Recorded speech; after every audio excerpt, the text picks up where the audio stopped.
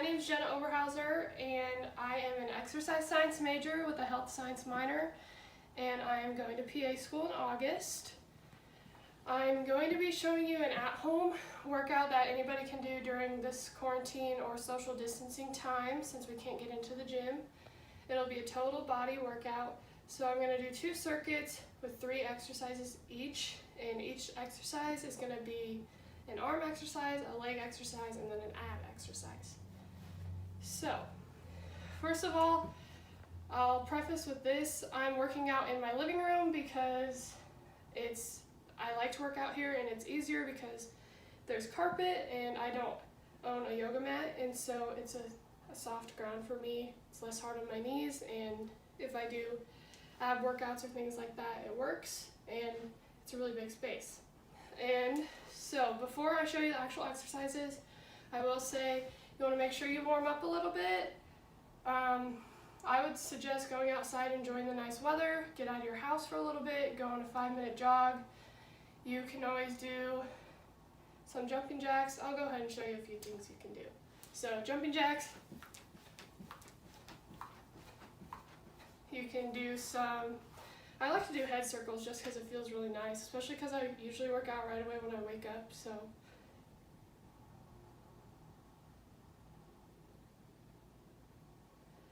and then I do arm circles.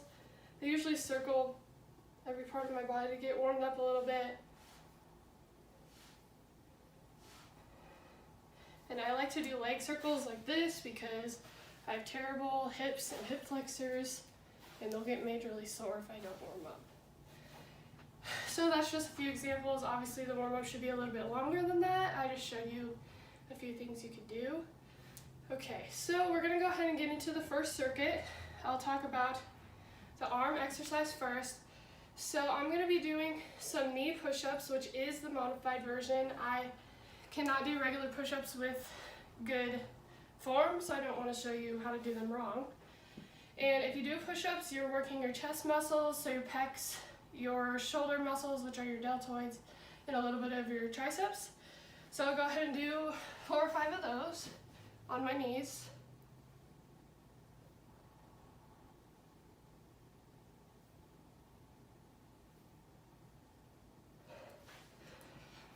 And as I said, that's the modified version. If you want to do a regular push-up to make it harder for yourself, go ahead and go up on your toes. You can do 1 arm push-ups if you're super advanced. I wouldn't be able to do those, but. And then you could also do a decline push-up, especially with stuff in your house. You could kick your feet back on something like this and do a push-up out of that. So that's several ways you can make it harder. Obviously I can't show you all of them because my arms are not strong enough. And now, let me catch my breath a little bit. We're gonna do the leg workout for this circuit. And these are just body weight squats. Super easy thing to do for an in-home workout. I'll go ahead and go sideways. And sometimes it's hard for me to tell whether my squat's good or bad when I don't have a mirror to look at, and so sometimes I bring a chair behind me to make sure my butt touches that before I pop back up. And to make it easier, you could just have a little bit of stability from a chair and just kind of have your arm rested on it so you have some good balance. If you want to make it harder, you can add some weight. I just grabbed some laundry detergent because a lot of people have this in their house. We actually have dumbbells, but I know not everybody has that luxury.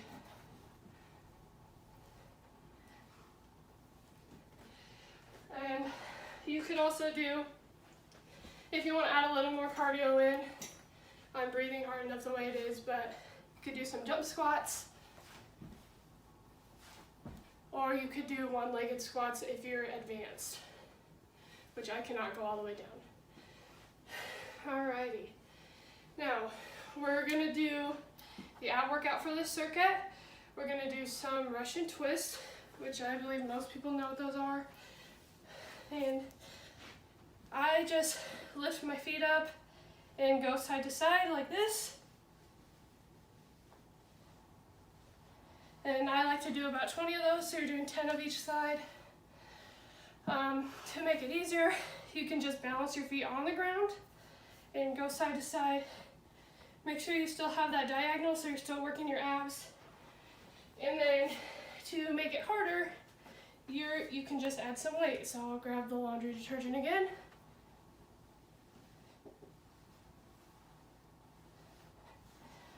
There. So that's the last workout in that circuit. So for circuit 1, we did knee push-ups, bodyweight squats, and Russian twists. And now I'm going to show you the second circuit. And again, I'm going to do an arm workout, a leg workout, and an ab workout.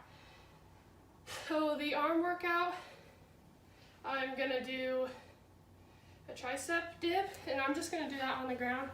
And tricep dips, obviously, as the name says, work your triceps mostly, but they also work your pecs a little bit, your anterior deltoid and your back muscles, your rhomboids. So I'll just show you how to do a few of those. And you want to make sure your butt's lifted up and you're just moving your elbows so it's your triceps being worked.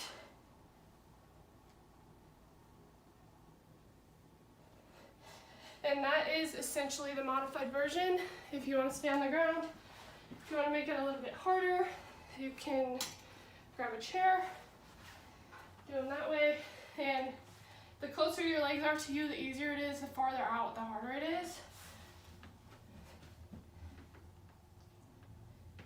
And if you had something you wanted to balance on you, like right here, to make the weight a little heavier, you can do that to make it harder also. And then for the leg workout, we're gonna do forward lunges. So with lunges, we're working kind of the same muscles as we did with the squats. We're doing the quads, the hamstrings, the glute muscles, and a little bit of your calves too. So I'll go ahead and show you sideways. And I think the easiest way to modify that one is just to make sure you have stability. If you need a chair on the side of you to kind of put your arm on, don't push up on the chair or you're not working out your muscles, but just kind of for balance. That helps. To make it harder, once again, you can add some weight.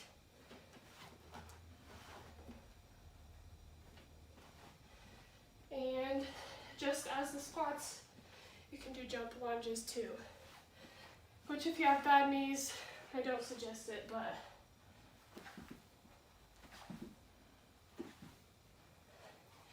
and that adds some good cardio.